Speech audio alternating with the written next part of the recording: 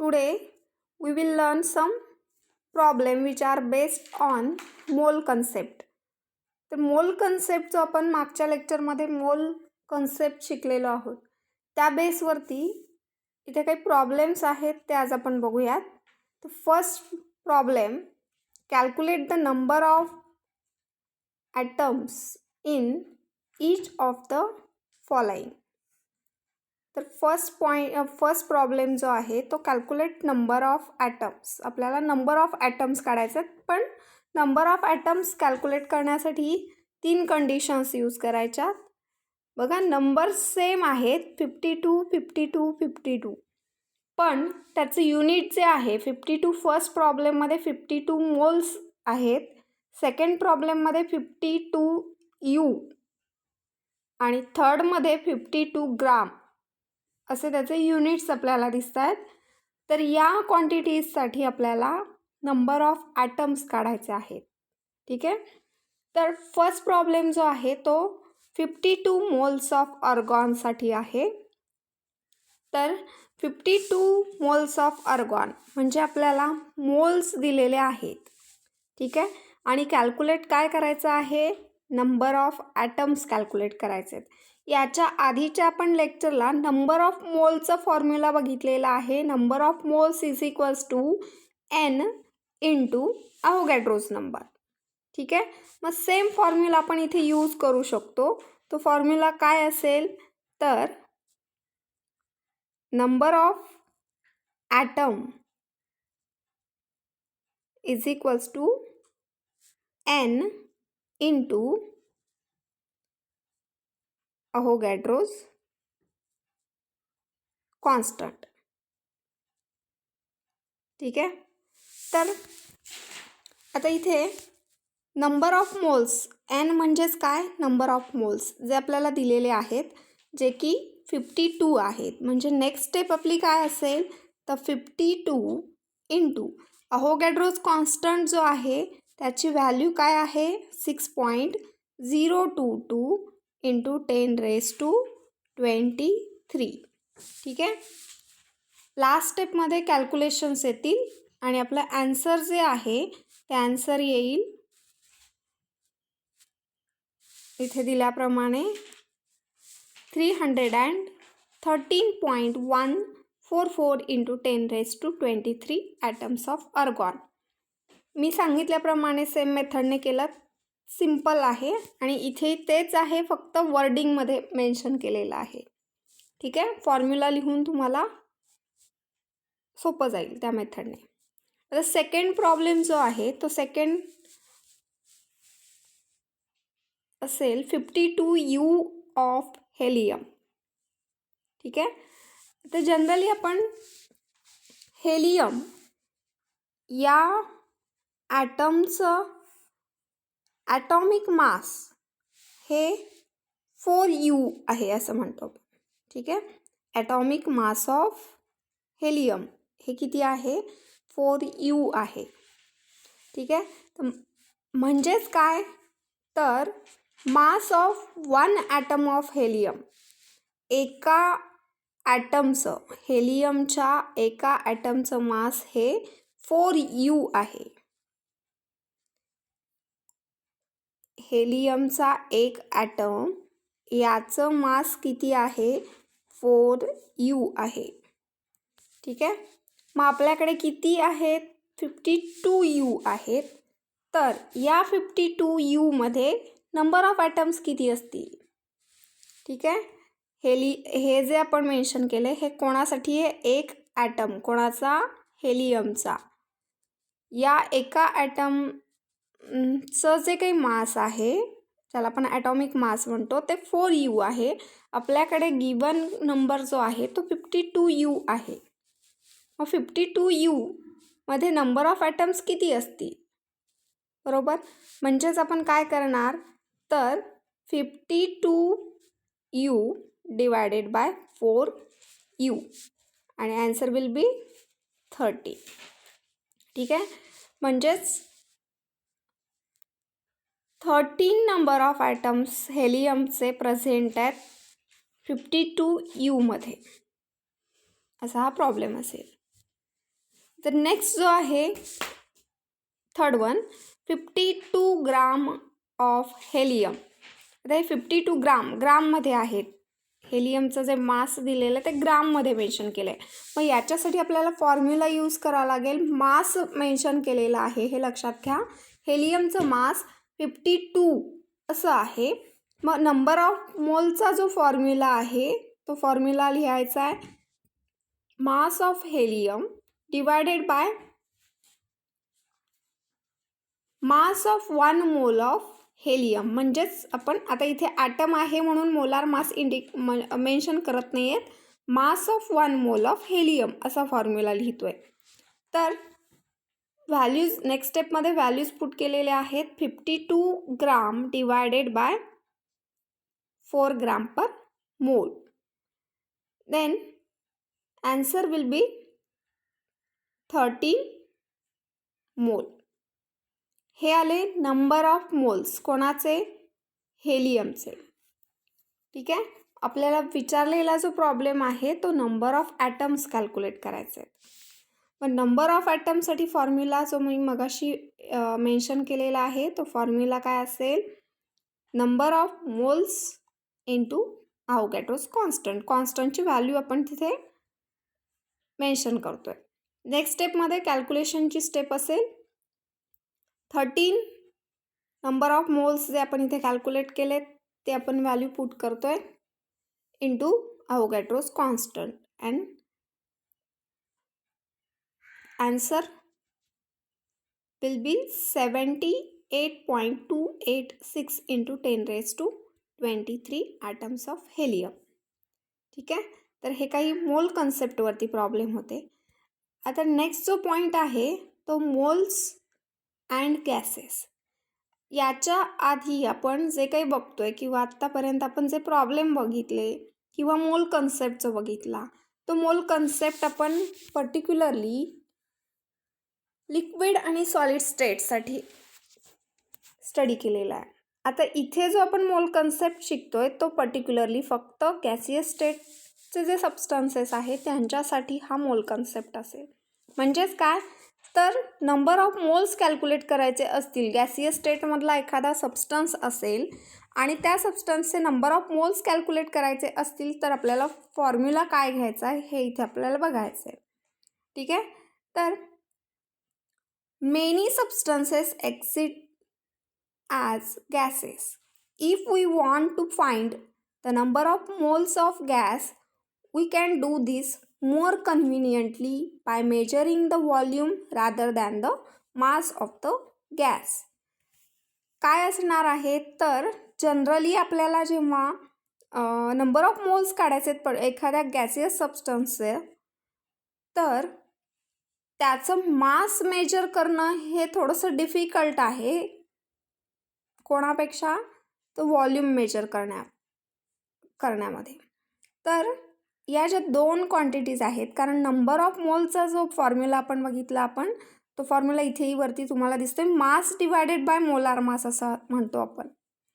म्हणजेच मास gaseous स्टेटचं mass find करणं हे थोडंसं डिफिकल्ट किंवा कन्व्हिनियंट नाही आहे आपल्याला किंवा मोर स्टेपमध्ये जावं लागतं मास कॅल्क्युलेट करण्यासाठी.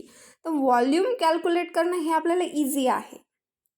गॅसियस स्टेटचं व्हॉल्यूम कॅल्क्युलेट करणं किंवा मेजर करणं इझी आहे as compare to mass.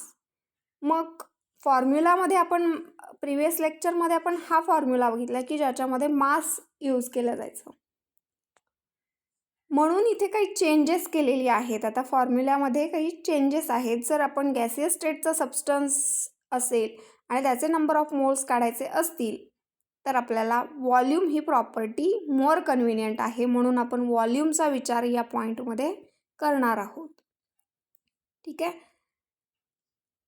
Chemist have deduced from Avogadro's law that 1 mole of any gas occupies a volume of 22.4 decimeter cube at standard temperature means 0 degree Celsius and pressure 1 atmosphere at STP condition. तर हा जो इथे mention केलेला point आहे तो काय आहे? अवोगॅड्रोज law आहे. ठीक आहे. लॉ जो आहे 1 mole of any gas occupies volume of 22.4 decimetre cube. म्हणजेच 1 मोल गॅसियस सबस्टन्स जर आपण घेतला तर तो किती जागा ऑक्युपाय करतोय? 22.4 डेसिमीटर क्यूब एवढं व्हॉल्यूम तो ऑक्युपाय करतो. हे कोणी सांगितलेलं आहे? तर अवोगॅड्रोस लॉमध्ये आपल्याला हे मेन्शन केलेलं आहे. पण याच्यासाठी कंडिशन काय आहे? तर स्टँडर्ड टेम्परेचर आणि प्रेशर असायला हवं आहे. स्टँडर्ड टेम्परेचर प्रेशर म्हणजेच काय?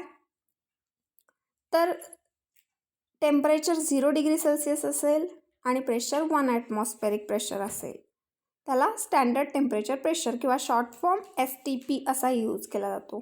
म्हणजे याच्यावरती काय असणार आहे? तर STP कंडिशन असणार आहे. ठीक आहे. याला अवोगॅड्रोस लॉ असं म्हणलेलं आहे.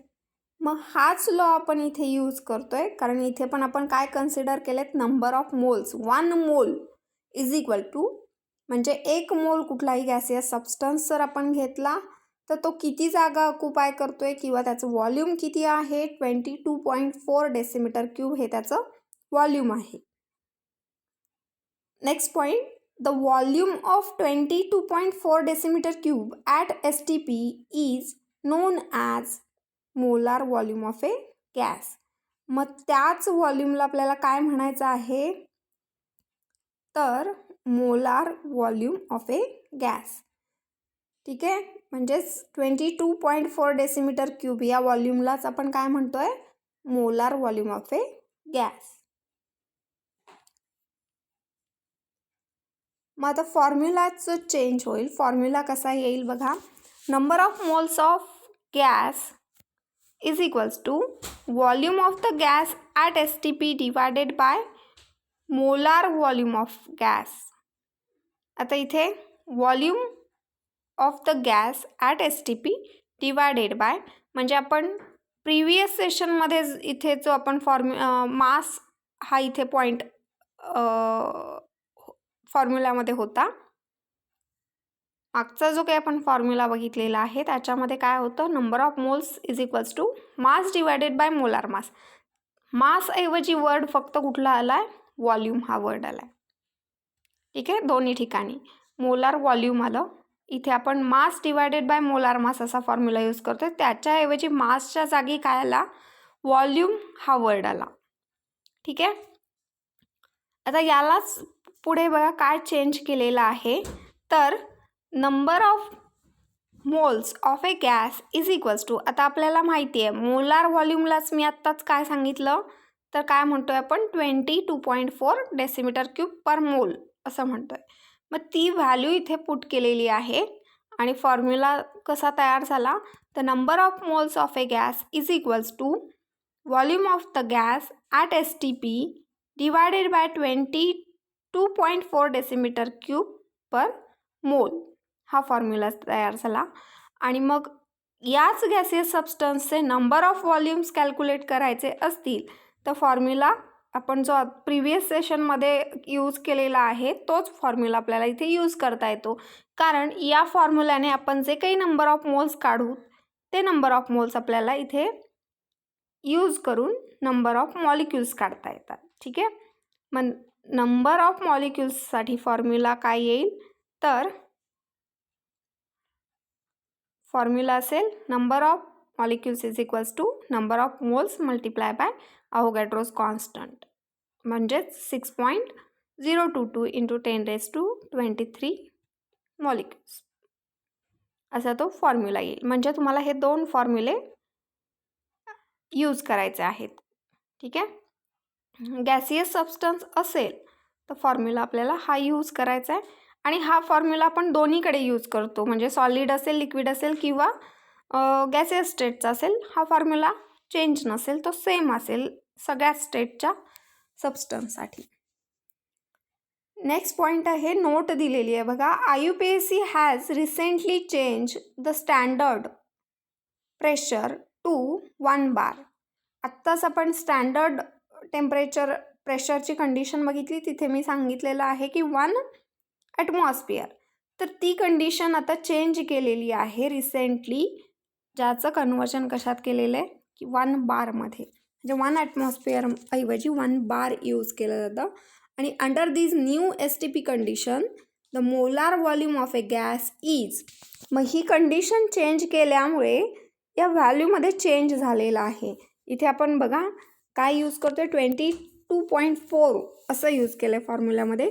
पण हे कोणामुळे आलेली व्हॅल्यू आहे तर 1 ॲटमॉस्फिअरमुळे आलेली व्हॅल्यू आहे. पण चेंज केल्यामुळे रिसेंटली IUPACने चेंज केल्यामुळे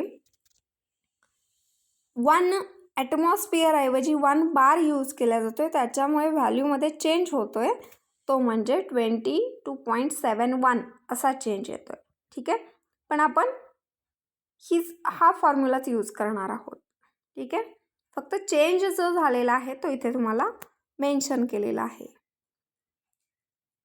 आता एक प्रॉब्लेम आहे याच बेसवरती, म्हणजेच गॅसियस स्टेटचे सबस्टन्सेस जे आहेत त्यांचे नंबर ऑफ मोल कॅल्क्युलेट करण्यासाठी इथे प्रॉब्लेम आहे एक. Calculate the number of moles and molecules of ammonia gas in a volume 67.2 decimetre cube of it measured at STP. आता आपल्याला अमोनिया हा गॅस मेन्शन केलेला आहे. या अमोनिया गॅसचं काय करायचं आहे आपल्याला, नंबर ऑफ मोल्स आणि नंबर ऑफ मॉलिक्युल्स कॅल्क्युलेट करायचे आहेत. आणि याचं व्हॉल्यूम मेन्शन केलेलं आहे या गॅसचं, अमोनिया गॅसचं. ते व्हॉल्यूम किती आहे, 67.2 डेसिमीटर क्यूब. तर हे व्हॉल्यूम गिवन व्हॉल्यूम आहे, अमोनियाचं व्हॉल्यूम दिलेलं आहे. मग मोलार व्हॉल्यूम हे आपल्याला नोन आहे. ठीक आहे. तर फॉर्म्युला जो आहे, formula number of moles is equals to volume of the gas at STP divided by molar volume of the gas. तुम्ही डायरेक्ट ही स्टेप लिहिण्याऐवजी, म्हणजेच इथे तुम्ही डायरेक्ट 22.4 असं लिहिलं तरी चालणार आहे. नेक्स्ट स्टेपमध्ये व्हॉल्यूम जे आहे हे प्रॉब्लेममध्ये दिलेलं आहे, ते व्हॅल्यू पुट केलेली आहे. आणि ही व्हॅल्यू स्टँडर्ड आहे, म्हणजे याच्यात काही चेंज होत नाही आहे. ही फॉर्म्युल्यातलीच व्हॅल्यू आहे. मग कॅल्क्युलेशन केल्यानंतर ॲन्सर जे आहे ते 3 मोल्स येतात. Number of moles of ammonia is equals to 3 moles. आणि नेक्स्ट स्टेप आहे आपल्याला नंबर ऑफ मॉलिक्युल्स काढायचे आहेत. तर नंबर ऑफ मॉलिक्युल्सचा जो फॉर्म्युला आहे तो काय असेल, number of moles into 6.022 into 10⁻23 moles हा फॉर्म्युला असेल. आत्ताच आपण ॲन्सर कॅल्क्युलेट केलेला आहे किंवा नंबर ऑफ मोल्स आहे 3. ती व्हॅल्यू आपल्याला इथे ठेवायची आहे आणि कॅल्क्युलेशन करून ॲन्सर येणार आहे 18.066 इंटू 10⁻23 मॉलिक्युल्स. तर हा एक गॅसियस स्टेटसाठी नंबर ऑफ मोल्स आणि नंबर ऑफ मॉलिक्युल्स कॅल्क्युलेट करण्यासाठी हा प्रॉब्लेम आहे. ठीक आहे. आजचं लेक्चर आपण इथेच थांबूया आणि या बेसवरती तुमचा टॉपिक, फर्स्ट टॉपिक जो आहे तो इथे कंप्लीट होतो आहे. थँक्यू.